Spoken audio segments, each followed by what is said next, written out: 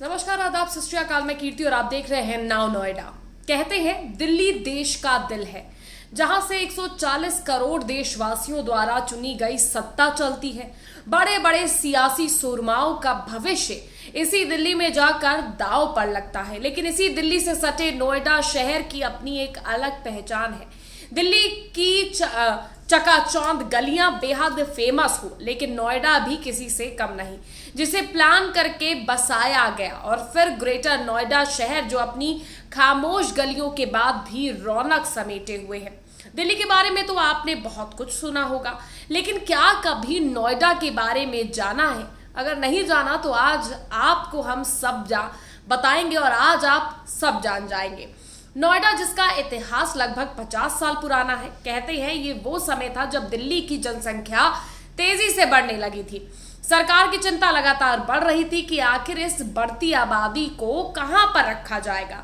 इस खतरे को भांपते हुए उस समय यूपी में दिल्ली के पास स्थित 50 गांवों को Yamuna hidden Delhi border regulated area घोषित कर दिया गया।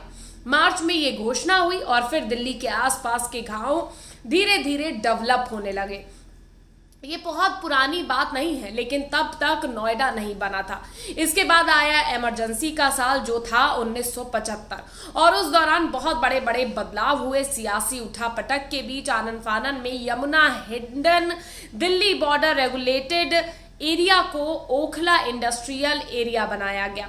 ये 1976 की यूपी इंडस्ट्रियल एक्ट के तहत था। अब जब इंडस्ट्रियल एरिया बनाया गया और वहां आसपास के इलाकों में काम करने वाले लोग रहने लगे थे, लेकिन इस शहर में बेसिक सुविधाओं की जरूरत थी। उस समय नोएडा में new Okhla industrial development authority की स्थापना हुई।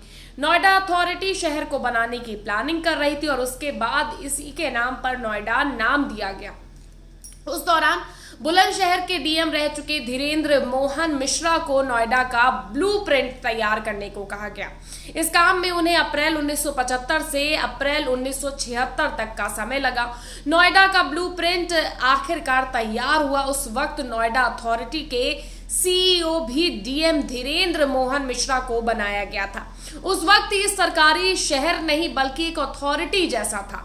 जिस दिन नोएडा बनाने की घोषणा हुई, उसके बाद से 36 गांवों की जमीन जब्त करने का नोटिस जारी किया गया।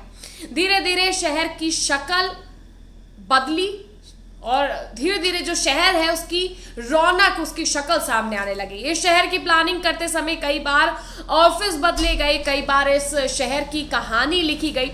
दिल्ली के आसपास के गांव एक पूरा शहर बनने लगा। अभी भी नोएडा में डेवलपमेंट चल रहा है और आप पाएंगे कि मेन शहर के आसपास काफी सारी जमीन ग्रामीण इलाका ही है। नोएडा की कहानी बहुत ही सिस्टमैटिक थी और इसे प्लान करके बनाया गया था। आज नोएडा जिले में 3 विधानसभा नोएडा, दादरी और जेवर नाम से है। वहीं एक लोकसभा क्षेत्र गौतम बुद्ध नगर नाम से है, जहां से डॉक्टर महेश शर्मा सांसद हैं। गौतम बुद्ध नगर लोकसभा सीट में ही नोएडा आता है। राज्य की गौतम बुद्ध नगर लोकसभा सीट की बात करें तो इस पर दूसरे चरण के तहत 26 अप्रैल को वोट पड़ने वाले हैं। गौतम बुद्ध नगर लोकसभा सीट 2008 में अस्तित्व में आई थी। इसके तहत 2 जिले गौतम बुद्ध नगर और बुलंदशहर आते हैं। गौतम बुद्ध नगर जिले में 3 विधानसभा क्षेत्र आते हैं, नोएडा, जेवर और दादरी। वहीं बुलंदशहर जिले में 2 विधानसभा क्षेत्र सिकंदराबाद और खुर्जा आते हैं। गौतम बुद्ध नगर लोकसभा सीट में मतदाताओं की संख्या 26 लाख से अधिक है। इसमें गुर्जर, ठाकुर, दलित, मुस्लिम और ब्राह्मण मतदाताओं की संख्या अधिक है। यहाँ की 84% आबादी हिंदू और 13% जनसंख्या मुस्लिम है। अब इस बार कौन इस सीट से बाजी मारता है, ये तो देखने वाली बात होगी। आपको क्या लगता है कौन जीतेगा इस बार? कमेंट्स करके जरूर बताइएगा। वीडियो को लाइक और शेयर करना और चैनल को सब्सक्राइब करना मत भूलिएगा।